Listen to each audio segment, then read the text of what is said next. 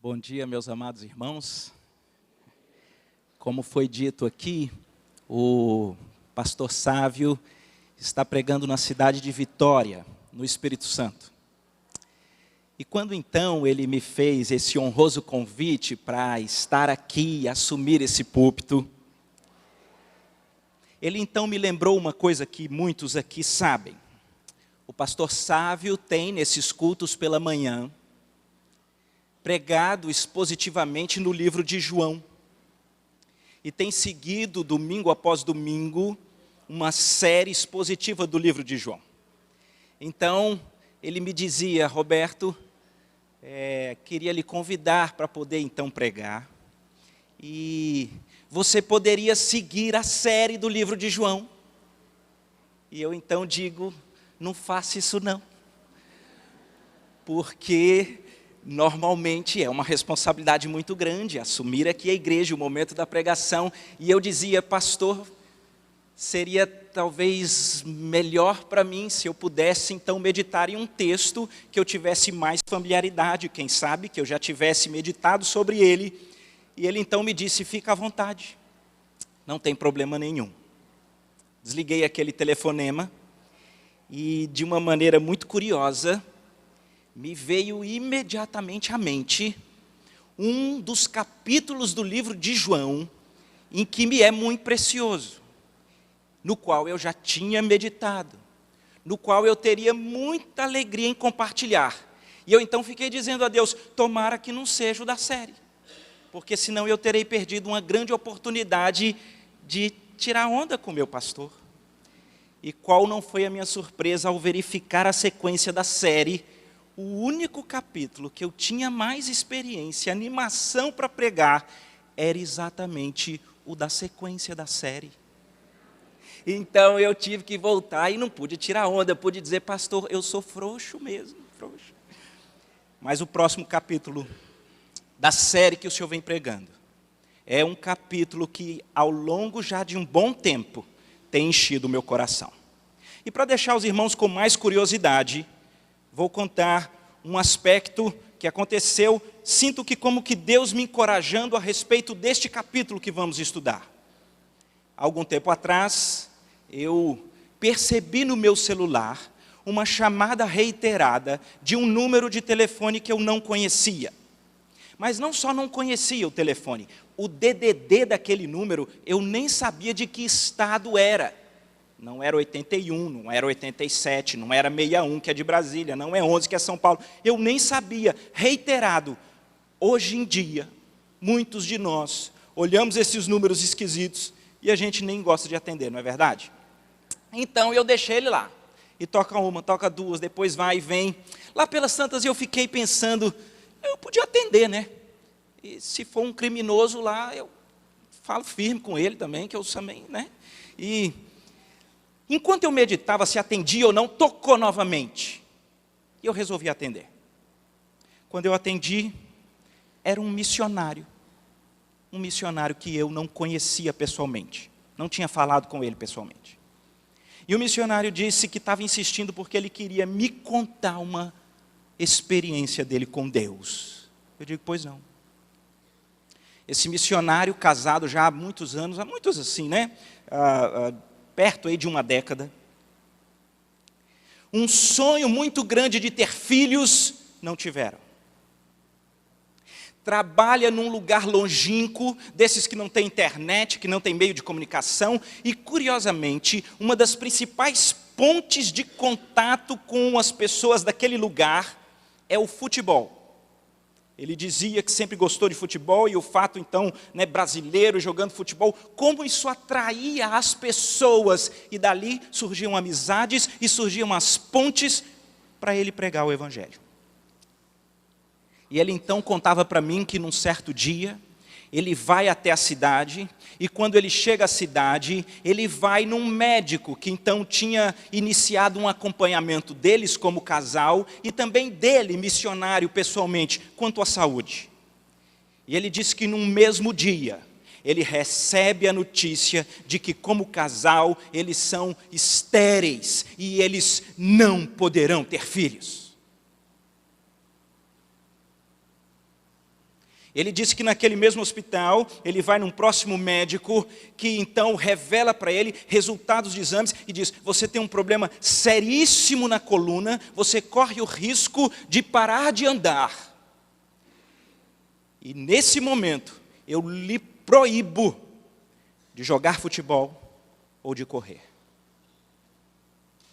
Ele disse que sai completamente sem alicerce, e ele disse que pouco tempo depois ele recebe uma ligação da sua principal manutenção financeira, dizendo que por conta da crise, das circunstâncias e das complicações, eles estavam cortando a principal fonte de manutenção financeira daquele casal. E ele contava para mim, e ele, ao lembrar dessas situações, ele chorava ao telefone, e ele dizia que aquele talvez tenha entrado para a sua história de vida como um dos piores dias pelos quais ele já passou, e ele começou a duvidar do amor de Deus e do poder de Deus. E a essa altura alguém pode estar se perguntando por que ele ligou para você. Alguém, um amigo, alguém, enviou para ele ou o encorajou a ouvir uma devocional em um capítulo de João, que é o capítulo dessa manhã. Uma devocional que Deus tinha me dado a oportunidade de ministrar num encontro de missionários. E ele então estava me ligando para dizer como Deus tinha falado ao coração dele, por meio da sua palavra, de um capítulo de João, em uma devocional de internet, que ele tinha acessado.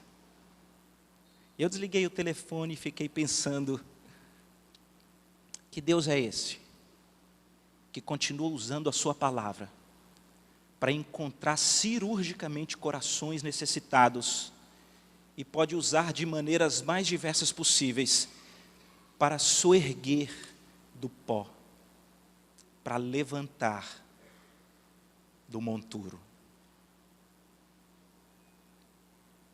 Peço que os irmãos abram as suas Bíblias, no Evangelho de João, no capítulo 11.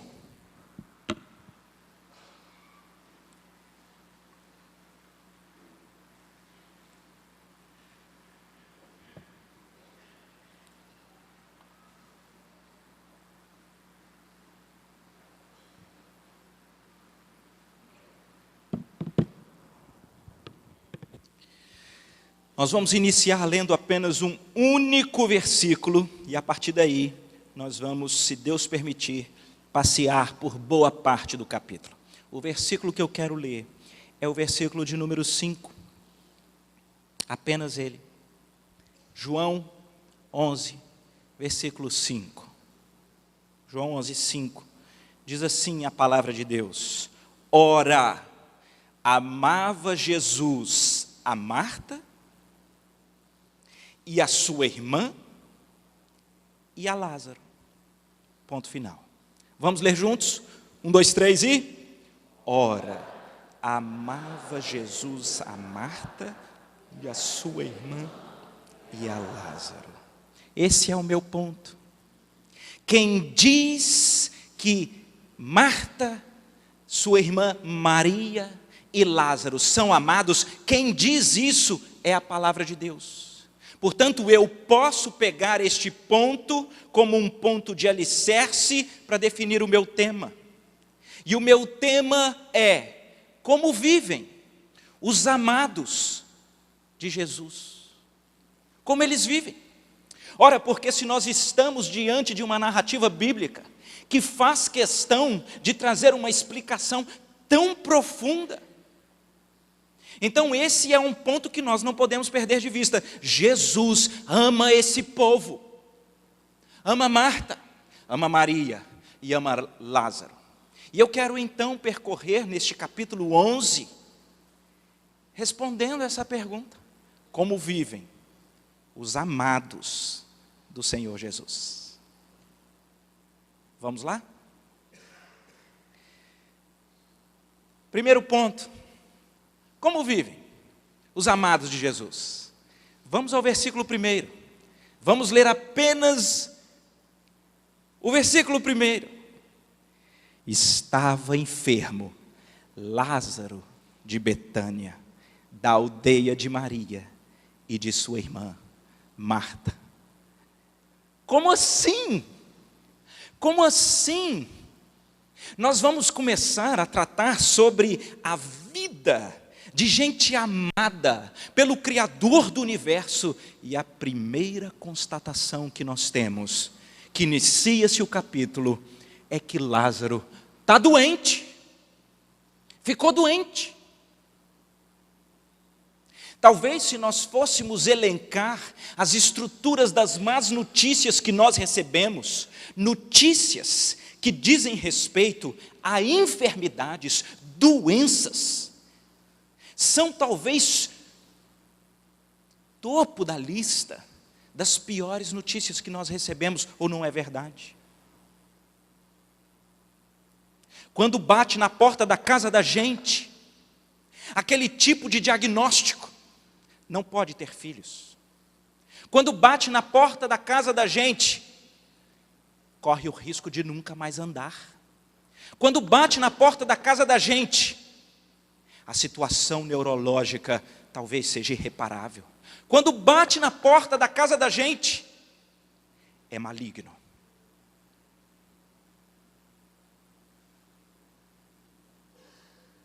Eu olho para o texto e não tenho dificuldade com o quanto seja doído para mim, mas eu digo aos irmãos que os amados do Senhor Jesus, eles recebem más notícias.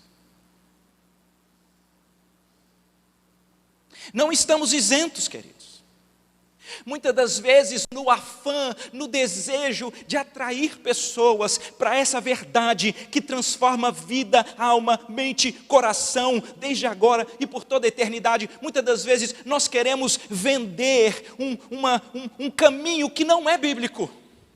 Queremos dizer: venha Jesus e nunca mais terá problemas, venha Jesus, nunca mais terá más notícias. Não é isso que as Escrituras revelam, porque nesse texto, uma coisa nós sabemos: eles são amados de Jesus.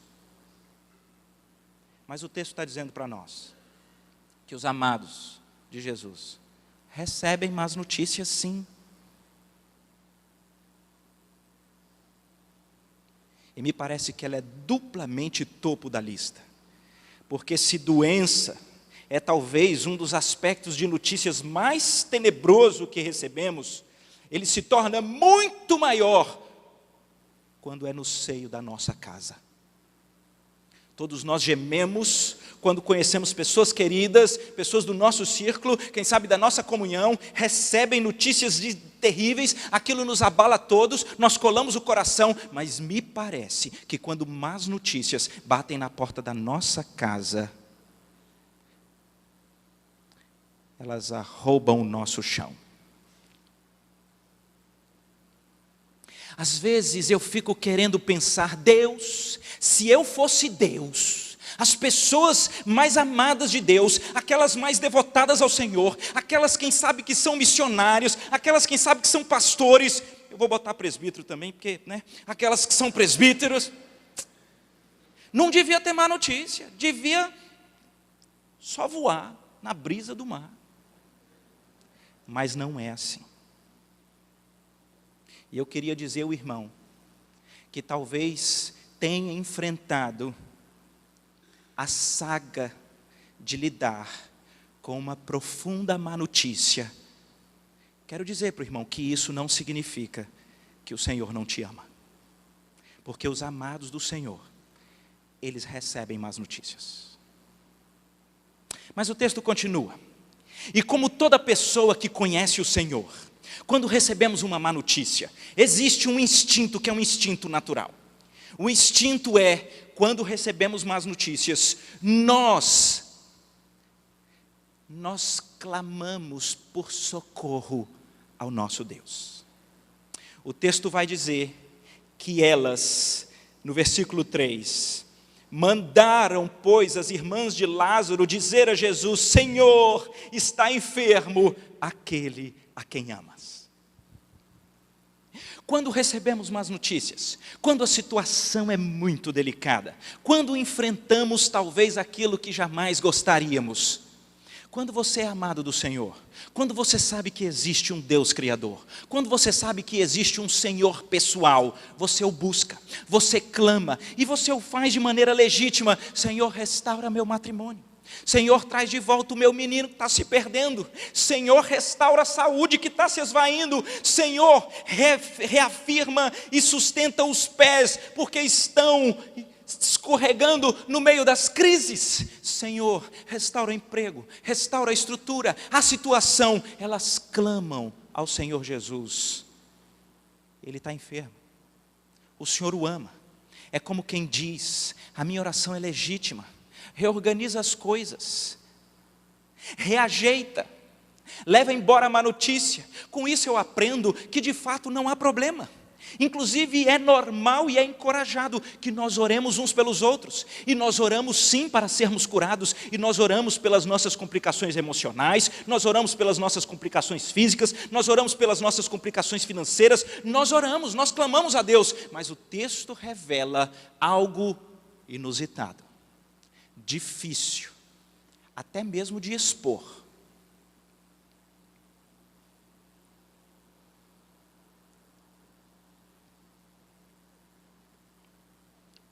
Versículo 6. Quando, pois, soube que Lázaro estava doente, ainda se demorou 2 dias no lugar em que estava. Como assim? Como assim?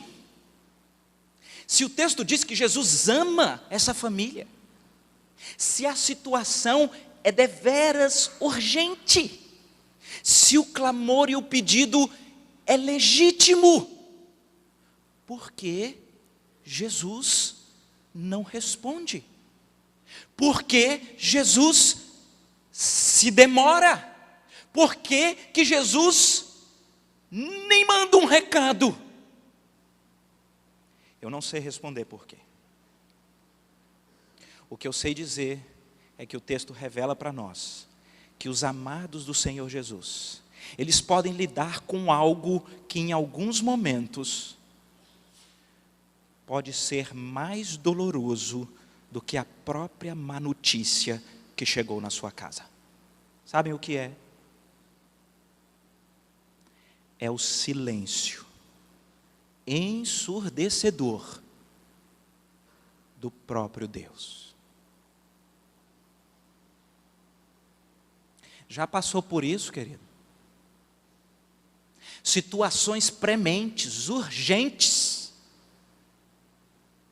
pedidos legítimos, clamando por socorro, uma intervenção divina mais do que necessária. Então somente o que você percebe como resposta das suas petições é cri, cri, cri, cri. O silêncio do Senhor.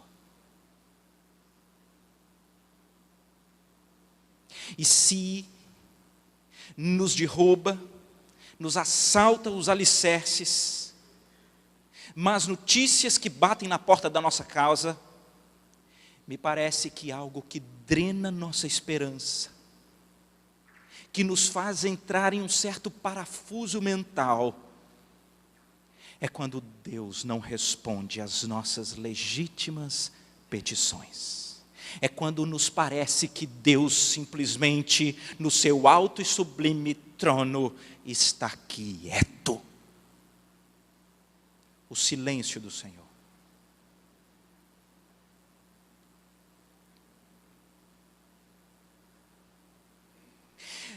Mas se uma das características no texto daqueles que são amados do Senhor é que eles recebem más notícias, se uma das características é de que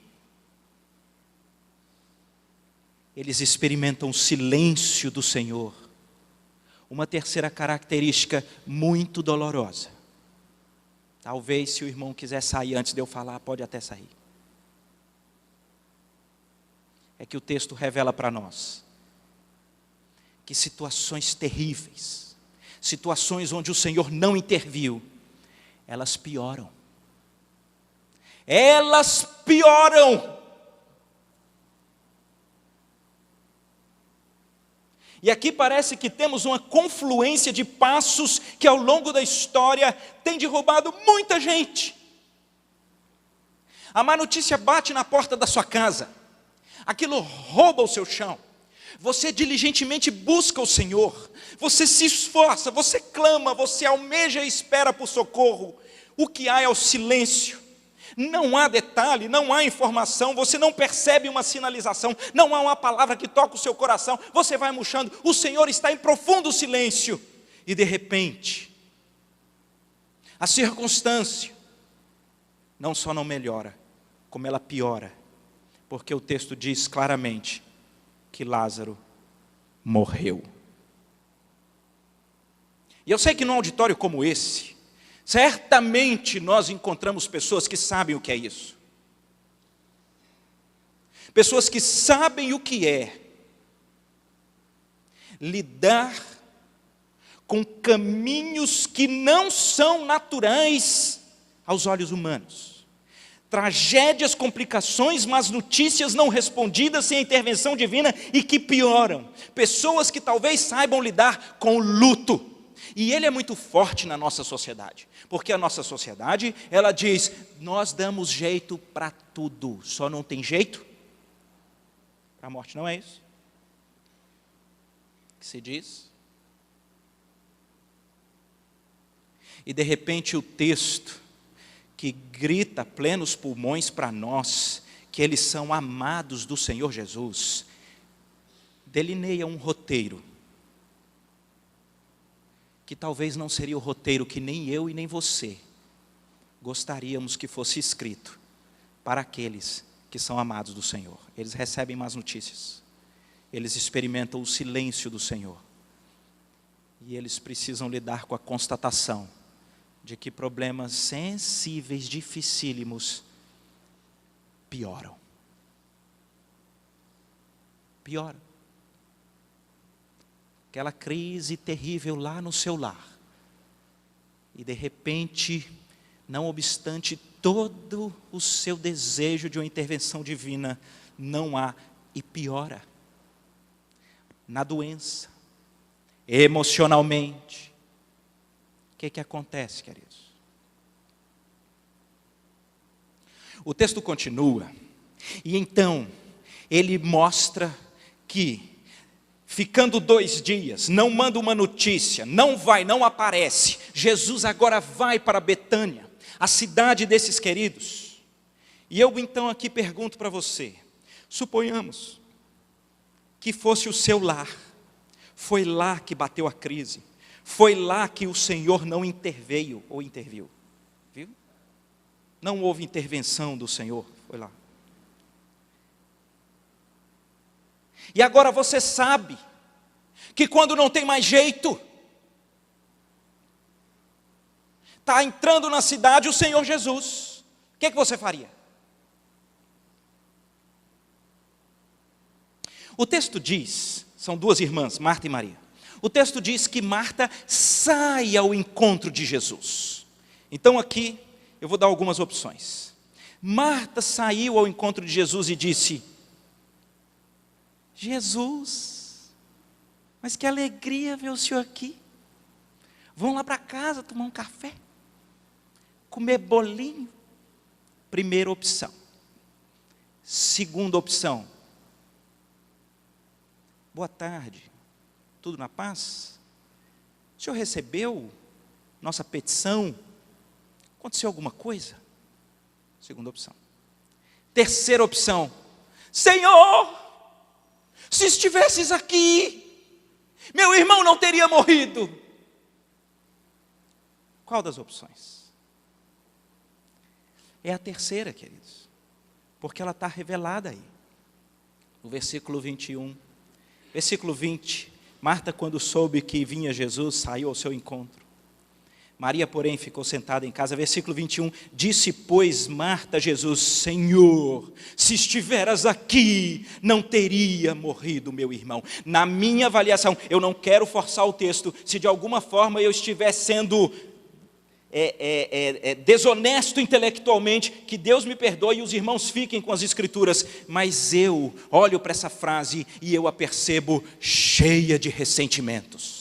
Não tem bom dia, boa tarde, não tem vamos lá para casa, o que tem é uma manifestação explosiva daquilo que não se compreende, daquilo que se dói. Ela diz, se o Senhor tivesse vindo na hora pedida, na hora que se clamou, na hora que se esperava, ele não teria morrido.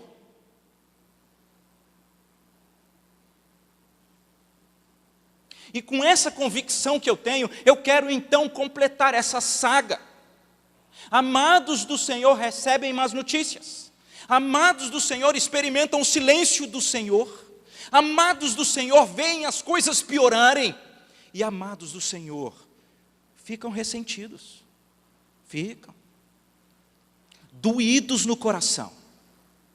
E se você quer entender uma coisa curiosa, esse era um ressentimento do coração, nutrido e compartilhado por ambas as irmãs, porque quando Jesus vai, e ele chega então na casa onde Maria está, versículo 32, diz, quando Maria chegou ao lugar em que Jesus estava, Maria foi chamada, né? Quando Maria veio e chegou ao lugar em que Jesus estava, ao vê-lo, lançou-se-lhes aos pés, dizendo, Senhor, se estiveras aqui, meu irmão não teria morrido. Sabe essa sensação de que Deus chegou atrasado? Sabe essa sensação de que Deus perdeu a história? Sabe essa sensação de que Deus não entrou quando tinha que entrar? Sabe essa sensação? Isso faz com que muitas das vezes o coração dos amados do Senhor Jesus fiquem ressentidos. E ficam ressentidos por um motivo, e é um motivo que aqueles judeus que foram visitar a elas tinham em mente. Versículo 37, olha o que está dito, mas alguns objetaram, não podia ele, que abriu os olhos ao cego, fazer com que este não morresse? Essa é a crise. Domingo após domingo, vamos à igreja, lemos as nossas Bíblias em casa, realizamos nossas devocionais. Há uma história só de um Deus soberano que está no trono, nada foge ao seu poder, não cai um fio de cabelo da nossa cabeça sem que o Senhor esteja no controle. Como assim? Se Ele pode todas as coisas, como que Ele permitiu que tamanha tragédia aportasse lá em casa e como Ele não agiu na hora que Ele poderia ter resolvido o problema? Não é raro encontrarmos então pessoas que estão com o coração adoecido pelas más notícias não resolvidas, pelo silêncio de Deus quando mais queriam ouvir algo, pelas crises que pioraram e pela falta de esperança que chegou no coração. Esses negócios são fortes, queridos.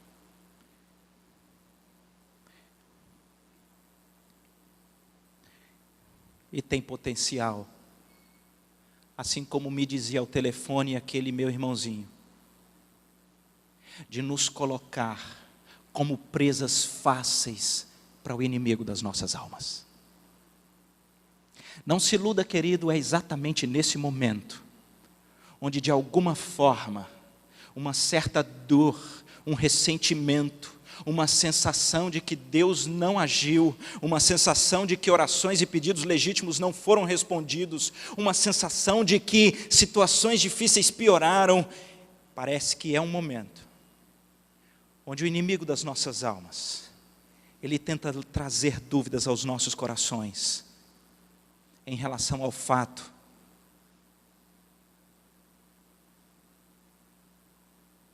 de Deus ser de fato um Deus todo-poderoso, ou se Ele de fato nos ama.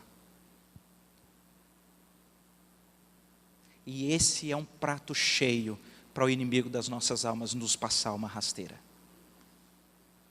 E você sabe que essa é uma estratégia dele, porque o livro de Jó nos diz. O livro de Jó diz que no dia em que os anjos estavam com o Senhor, vem Satanás de rodear a terra e passear por ela. E é o próprio Deus quem diz a Satanás: você viu o meu servo Jó?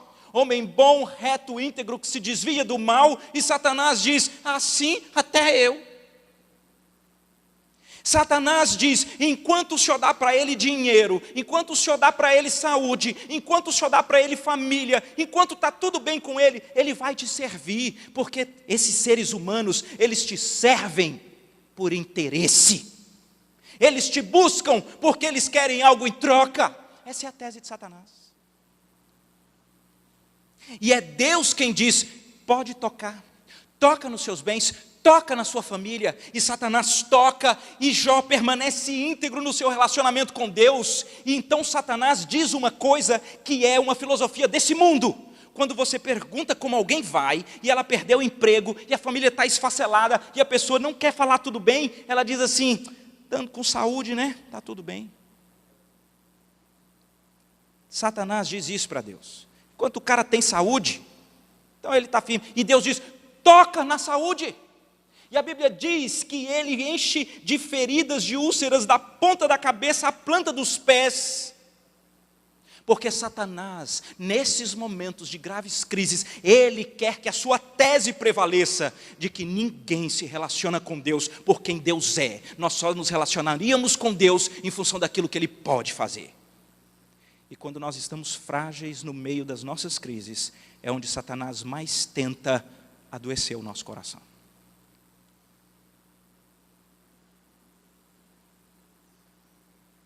Então eu preciso seguir para a parte final. A parte final agora eu vou inverter a pergunta.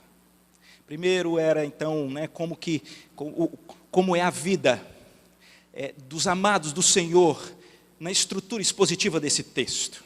E vimos 4 aspectos muito, muito fortes. E a minha pergunta então é: quando então você está nesse fundo do poço? Quando então você está talvez até ressentido, adoecido, porque Deus não agiu, porque a crise piorou, porque o silêncio foi ensurdecedor, o que é que você faz? O que é que quem é amado pelo Senhor e que portanto ama o Senhor, o que é que quem tem uma relação pessoal com o Senhor Jesus faz quando o roteiro da sua história foi esse? E aqui, queridos, para mim, no jargão popular, é o pulo do gato. É aqui que a coisa, ela não segue lógica, mas ela segue fé. Porque quem é amado do Senhor tem o Senhor. O texto deixa claro que ambas as irmãs, não obstante o seu ressentimento, elas correm para Jesus. Quando você tem um relacionamento com o Senhor, somente de contraprestação, eu faço na medida que Ele faz, ou você fica conversando com Deus, dizendo: eu tenho feito tanto, eu ajudo tanta gente, eu faço isso, faço aquilo, o Senhor não me dá nada. Se você tem uma relação contratual, e você achar que Deus está vacilando demais do lado dele, então você vai romper o contrato, e você vai blasfemar contra o Senhor. Mas se o relacionamento já não é de contrato, é um relacionamento de amor, deixa eu lhe dizer o que vai acontecer. Você não vai entender as circunstâncias, você não vai saber por que as más notícias chegaram na sua casa, você não vai saber por que Deus não lhe respondeu, você não vai saber por que não houve, ou por que a situação piorou, e você não vai nem saber por que você está até adoecido, mas você tem uma certeza: eu preciso correr para esse Senhor Jesus. Esse é um segredo que faz toda a diferença na vida, queridos. Nós lemos aqui no início um salmo desses que, se não tivesse na Bíblia, não podia nem ler na igreja. É feio demais. Feio. O salmista fica dizendo: até quando, Senhor? Esquecer-te-ás de mim para sempre? Até quando o Senhor vai se esconder de mim? É o salmista. Não é abusado. É porque ele está com o coração doído, mas na presença do único que pode lidar com seu coração. É por isso que às vezes nós não entendemos, queridos. Mas um salmo como esse, onde ele diz, as minhas lágrimas têm sido meu alimento todo dia, ele termina, como nós lemos aqui com o pastor Léo. No finalzinho, ele diz, todavia, eu confio na tua graça. Sabe quando você não entende nada do que está acontecendo? Sabe quando você não entende nada do que Deus está fazendo? Sabe quando não cabe na sua cabeça e nem na de ninguém, porque que o enredo da história, ele é tão sinistro? Sabe quando você não entende nada? Você mesmo assim pode entender Deus.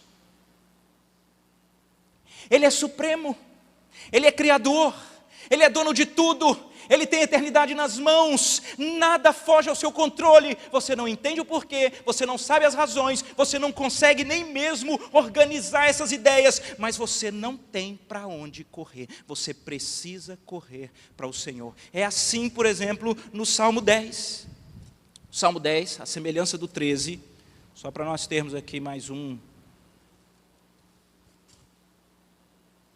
Por que, Senhor, te conservas longe? Olha o salmista. E por que o Senhor se esconde nas horas da tribulação? Silêncio de Deus, querido. Está enfrentando. Mas lá pelas tantas, no final, ele diz, só o início do versículo 16, o Senhor é Rei eterno. Sabe o que é isso, queridos? Deixa eu dizer uma coisa para vocês. Quando o roteiro da história estiver sinistro, deixa eu dar um encorajamento para você. Pode ir brigar, mas vai brigar com o Senhor. Ele conhece a nossa estrutura. Ele sabe quem nós somos. Ele revela uma Marta e uma Maria de modo ressentido, dizendo, se o Senhor tivesse vindo antes, se o Senhor tivesse respondido às orações, o nosso irmão não tinha morrido. Vai falar com ele, vá buscar a ele, vá clamar a ele. É assim a estrutura dos salmistas, é assim a estrutura dos servos do Senhor. O livro de Jó que eu citei, ele não entende o que está acontecendo, ele faz dezenas de perguntas e queixas para Deus. É para Deus. Deixa eu dizer uma coisa para você, querido. É muito triste quando você, quando não entende o que está acontecendo, toma uma decisão, você começa a já não vir à igreja. Você começa a já não vir à igreja. Por quê? Porque na sua ótica não está dando certo, ou na sua ótica você não quer que as pessoas vejam você na sua tristeza, ou porque na sua ótica, como é que esse Deus está fazendo isso com o seu filho, com o seu cônjuge, com o seu pai, com a sua mãe? E essa é a pior estratégia que você pode tomar. Eu me lembro, quando meus filhos eram bem pequenos ainda, e que então a gente ia ter alguns momentos de disciplina, porque eles estavam desobedecendo, afrontando, e aqueles eram momentos muito especiais, e os bichinhos pequenininhos ficavam ali com aquele negócio, meia afronta para cá, então nós íamos para um quarto, e ali a gente aquecia os motores dos bichinhos, e eu vi várias vezes um movimento que me ensinou demais. Depois de uma disciplina, depois de uma palmada, um certo choro, mas eles queriam ficar perto de mim. Eles estavam chorando ainda, mas os bichinhos queriam ficar perto de mim, e eu achava aquilo lindo. Às vezes eles ficavam assim meio durinho, como quem, né? Estou entendendo. Mas eles queriam ficar perto de mim. Sabe, queridos, quando vocês não estão entendendo o que está acontecendo, o lugar que nós temos que estar é pertinho do Senhor. E é pertinho do Senhor fazendo o quê? Nós vimos a primeira parte. Você abre o seu coração ao Senhor, você despeja as suas incompreensões na presença do Senhor. Mas deixa eu dizer uma coisa. Nós vamos olhar aqui no texto, mas eu Eu estive, agora no mês de outubro, junto com a família, na conferência da Editora Fiel, cujo tema era o Deus Supremo. Um negócio de encher o coração. Imagina todos os dias, de manhã, de tarde, de noite, você mergulhando nas Escrituras para conhecer a majestade do nosso Criador. É um negócio maravilhoso, né? O tema era extraído do Salmo 95, quando o salmista diz: o Senhor nosso Deus é o Deus supremo acima de todos os deuses. Aleluia, negócio maravilhoso. Eu já compartilhei aqui de um pregador norte-americano que eu gosto muito, que me ensina muito, chamado Timothy Keller. Alguns anos atrás ele teve um câncer. Ele teve um câncer na tireoide e naturalmente, então, durante aquele período, ele foi afastado das atividades normais da igreja e, não obstante os caminhos, foi necessário fazer uma cirurgia. Então ele teve que fazer uma cirurgia e depois ele teve que entrar naqueles tratamentos químicos naturais de quando se enfrenta uma doença assim. Mas de alguma forma havia uma certa expectativa a respeito de qual seria o primeiro sermão do pastor Timothy Keller quando ele voltasse do seu tratamento do câncer. Então, quando ele volta, meses depois daquela saga de um tratamento, uma doença muito difícil, a igreja na grande expectativa. E aquele pastor, no seu primeiro sermão após voltar daquele tratamento, ele abre no Salmo 95. O nosso Deus é o Deus Supremo. É uma mensagem maravilhosa. Mas dentre as coisas que ele disse, aplicando lá na sua vida, me chamou a atenção. Porque ele dizia que quantos anos ele já não pregou a respeito da necessidade de termos dependência de Deus, mesmo quando não entendemos o enredo da história. Quantas vezes ele não havia pregado a respeito da necessidade de vivermos em plena paz, a despeito das circunstâncias adversas. Mas ele então dizia que quando bateu na porta da casa dele, e agora era ele que tinha que ir para uma mesa de cirurgia, com anestesia geral, para ficar ali à mercê daqueles médicos que iriam tirar um certo tumor maligno, ele dizia que a mente dele ficou rodando, perguntando a si, aonde que eu encontro paz para enfrentar esse dilema? E ele dizia que conquanto ele orasse pedindo, Deus toma conta dos médicos, isso não trazia paz ao coração. Conquanto ele dizia, Senhor, restaura essa saúde, e isso é legítimo, mas não era isso que trazia paz ao seu coração. E ele então disse algo interessante. Ele diz: o que traz paz ao coração no meio dos grandes roteiros adversos da vida é uma postura de adoração à majestade de Deus.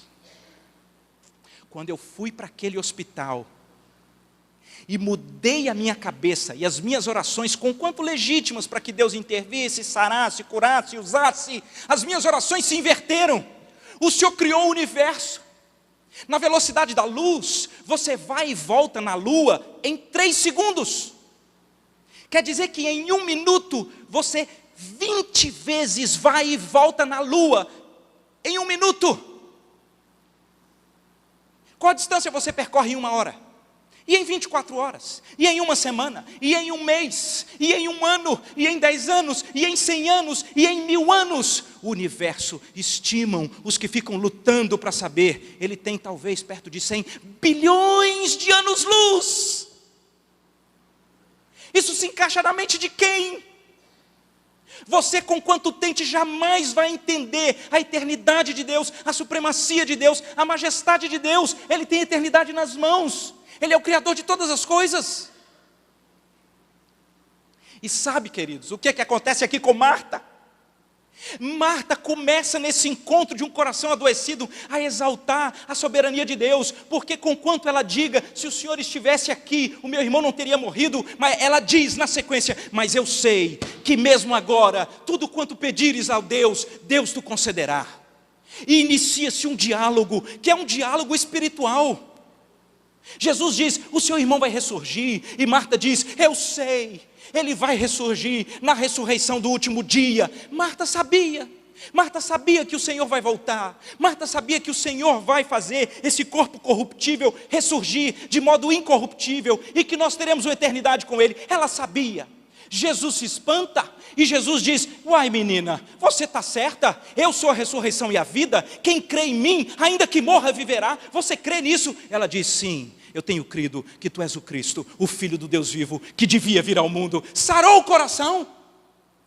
Você sara o coração quando você percebe que existe um distanciamento enorme da eternidade que foi garantida para nós em Cristo, em relação às circunstâncias adversas do roteiro sinistro da sua história. É uma distância enorme, e isso sara o coração, quando você percebe que o Senhor, Jesus, sendo Deus, Ele sai, se esvazia, assume a forma de servo, é reconhecido em figura humana, é fiel até a morte e a morte de cruz, para que pagando pelos preços do meu e do seu pecado, pagando pelas nossas dívidas, nós pudéssemos ser reconciliados com Deus por toda a eternidade. Esse negócio é majestoso.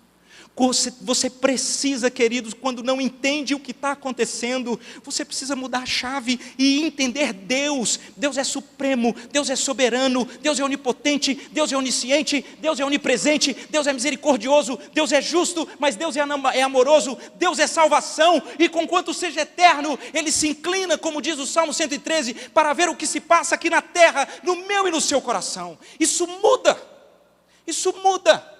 completamente. E me parece, queridos, que essa é a estrutura das Escrituras. Eu me empolgo demais quando venho aqui, e eu sei que tem algumas pessoas aí dizendo: Roberto, lê logo o final, lê logo aquele momento que Lázaro sai dos mortos, lê aquele momento que Jesus diz: Lázaro, vem para fora, e que diz que sair aquele que estiver morto. Lê, Roberto, eu estou aqui esperando esse momento em que Lázaro vai ressurgir, e eu não vou ler. Não vou.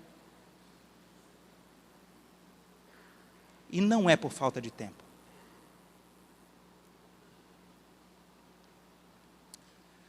Eu não vou ler porque, para mim, o clímax não é a solução concreta da sua complicação, com quanto ela é legítima e com quanto Deus tenha poder. O clímax é quando você não entende nada do que está acontecendo e você se coloca diante do Senhor em postura de adoração. Esse é o clímax. Lembram do livro de Daniel? Daniel era um dos governantes. Todo mundo lembra de Daniel sendo liberto da cova dos leões? Não é ali o clímax. O clímax é quando sai a lei dizendo: quem fizer qualquer ato de adoração a qualquer outro Deus que não o imperador, vai morrer. E o texto diz: Daniel, pois, quando soube que a escritura estava assinada, e que era a lei dos medos e dos persas, da qual não se pode revogar, ele foi para sua casa, ele entrou no seu quarto, e com as janelas abertas, ele orou em adoração ao Deus que ele serve. Ali é o clímax. Nós gostamos de ouvir, nós contamos para os nossos filhos, que os 3 amigos de Daniel foram libertos da fornalha. Mas o clímax não é ser liberto da fornalha. O clima é quando o rei Nabucodonosor tem todo o império curvado diante daquilo que é a sua imagem, e ele diz: curvem-se, ou então eu lançarei vocês na fornalha de fogo. E eles dizem: ô rei, deixa a gente dizer um negócio aqui para o senhor. O rei a quem nós servimos, se ele quiser, ele nos livra da fornalha. Mas se ele não quiser, não tem problema, nós não vamos nos curvar à sua estátua, nós permaneceremos fiéis ao nosso Senhor. Esse é o clímax. Vocês conhecem a história de Jó, e às vezes é complicado, porque a gente fica sabendo o fim, certo? O clímax da história de Jó é quando ele está enlutado por 10 filhos que morreram, ele perdeu todos os seus bens, ele está completamente adoecido, tumores para todos os lados, e ele tem um vislumbre da glória de Deus. E quando ele tem um vislumbre da glória de Deus, dos capítulos ali 38 até o 40, 41, ele exclama um negócio fantástico. Ele diz: bem sei que tudo podes e nenhum dos teus planos pode ser frustrado. É nesse momento em que ele se rende a uma soberania desconhecida e invisível do Deus majestoso, que o coração dele sara. É nesse momento, onde nenhuma das circunstâncias foram restabelecidas, que ele diz: eu agora te conheço, não só de ouvir, mas os meus olhos te veem. Nós precisamos, quando o enredo da história, ele é sinistro, não sabemos o porquê, e jamais conseguiremos entender, nós precisamos nos render à soberania e ao amor de Deus. Isso perpassa, você vai para o Novo Testamento, Atos 16, Paulo e Silas estão presos na prisão. Nós adoramos quando os alicerces se sacodem e a prisão se abre e eles fogem, mas não é ali o clímax. O clímax é quando eles estão com as roupas rasgadas, eles estão com fome, eles estão no frio, eles estão com correntes de ferro amarradas nos pés, é meia-noite, e a Bíblia diz que eles estão orando e louvando o nome do Senhor. Aleluia, é isso. Quando minha esposa fazia quimioterapia, a médica disse: vocês não devem ir em lugar com muita gente. Mas assim, se for bom para vocês, às vezes ali logo na abertura do shopping, vai lá dar um passeio, menina.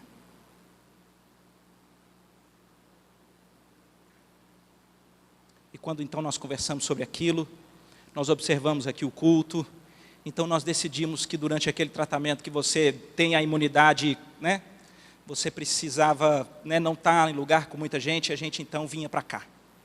E a gente vinha muitas das vezes no culto de 4h30, e a gente ia para a galeria, que às vezes está um pouco mais vazia, e antes até de terminar acabava indo embora.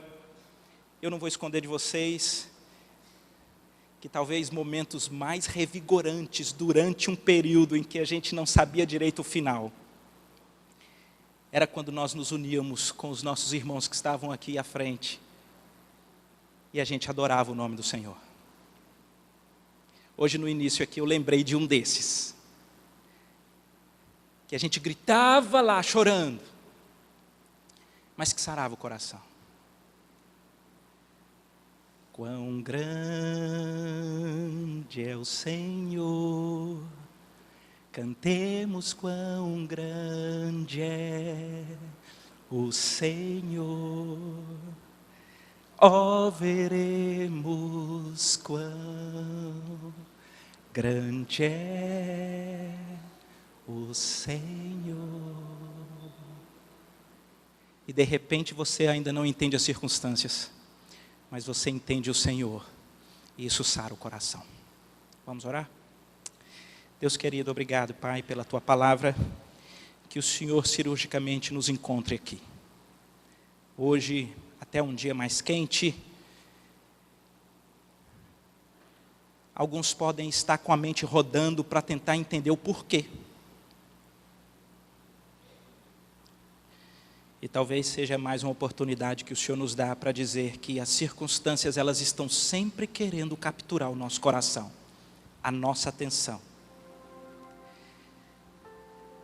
Mas quando nós não conseguimos saber nem entender o porquê das situações e das coisas, nós podemos entender o Senhor.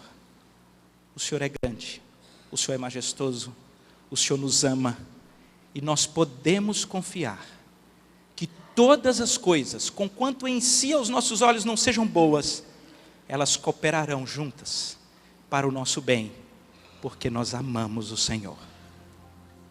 Cuida, Pai, de cada um aqui, resgata o coração para o Senhor, em nome de Jesus, amém.